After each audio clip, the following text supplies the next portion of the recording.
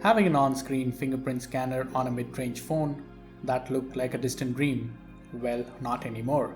Thanks to Vivo, we have got the Vivo V11 Pro flaunting its 4th generation on-screen fingerprint scanner. Hey guys, this is Arvind from Ellipsis and this is our unboxing and initial impressions of the Vivo V11 Pro. Let's get started. This phone is priced at $25,999 and falls more into the premium mid-range segment. Now opening the box, we have a small case which holds the SIM ejector tool, warranty booklet and a silicone case. Then there's the phone itself. Looks gorgeous. We've got the starry night color and then we have the 18-watt fast charger which supports dual engine fast charging and USB 2.0 cable and an earphone which looks a lot like the AirPods. Even though this phone has a notch, they've tried to differentiate this from the iPhone 10, so that's a welcome change. And Vivo is calling this the water drop notch and it also looks very nice. The earpiece is a small strip found above the notch and there is an IR blaster to illuminate your face in the dark for the face unlock. There is a dual SIM slot and a micro SD slot, so there's no sacrifices here. And the phone is a glass sandwich like most flagship phones and it looks stunning. I gotta give it to Vivo for this amazing looking phone. And we've got the Starry Night variant and it looks fabulous.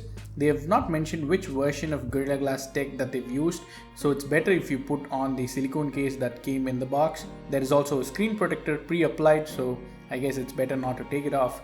The rear camera setup also gets a golden border which makes it more appealing and premium. The sides are made of plastic and there is a 2.5D curving which makes the gigantic phone fit well in your palm, but it sure is a slippery phone. And moving on to the massive gorgeous display, it has a 6.4-inch Super AMOLED Full HD Plus display with 19.5:9 aspect ratio. This has an impressive screen to body ratio of 91%. The star of this phone is not just the beautiful display but the one underneath it. There is an active optical fingerprint scanner underneath the display and this is the 4th generation in-display fingerprint scanner, so it should be faster than the one found on Nexus and X21. There are two ways you can use the fingerprint scanner, active and passive. Active meaning the fingerprint scanner is always on and drains out a lot of battery. It'll always display a circle where you have to place your finger in order to unlock it even in the lock screen, or you can keep it passive and save a lot of battery. You can always press the home button to bring the FP scanner, or raise to wake would be a great combo with this. Either way, the FP scanner works very well in my brief testing, not as fast as the Honor Play but definitely more in the lines of Samsung's. Watching videos is a bliss as the Super AMOLED screen gives that punchy colors and deep blacks, and the viewing angles are great as well. Sunlight legibility is awesome again and it gets very bright, but not as bright as the Samsung's AMOLED screens, but good enough. The bezels are also thin, side bezels are near to invisible, and the lower chin is also like Samsung's Infinity display. This massive phone is run by a mid-range Snapdragon 660 processor and it is coupled with an Adreno 512 GPU. I was definitely hoping for a Snapdragon 710 processor because we are seeing a lot of phones with flagship chips under the 20K bracket, so this phone being a 26K phone needs to at least have a Snapdragon 710 processor. But then don't get me wrong, this is a good processor considering it is only pushing a 1080p panel, but Snapdragon 710 would have definitely been nicer. The RAM however did not disappoint as it has 6GB of RAM and 64GB of internal storage. App openings are very smooth and most of the apps are kept in memory, so that's good. We'll soon be comparing it with the Honor Play in a speed test, so we'll see how it fares.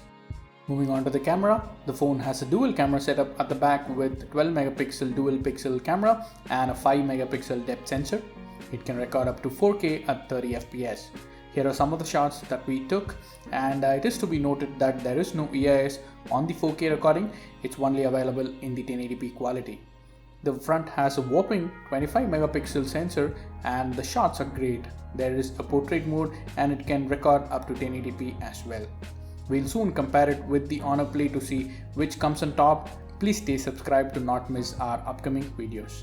This phone has a 3400 mAh battery that I'm hoping can easily last a day or even a day and a half considering the active FP scanner turned off. You should not have problems stopping the battery juice as it has an 18-watt charger that is included in the box, and Vivo calls it the dual engine fast charging, and it sure does charge faster. The phone runs on FunTouchOS 4.5 on top of Android 8.1. The security patch level is August, so that's a recent security patch.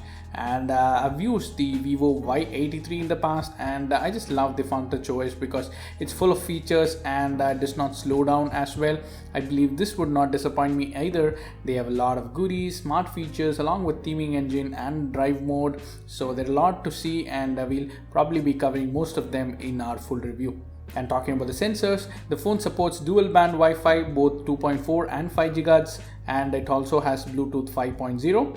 There is face unlock if you don't like the FP scanner, and this phone has an IR blaster to make the face unlock work even in the dark. I tried it a few times and it worked great.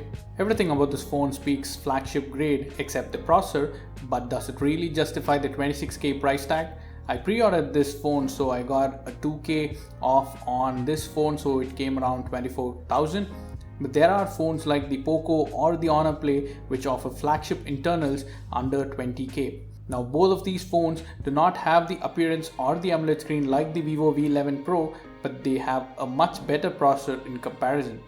Let's wait and watch how the phone pans out in our full review.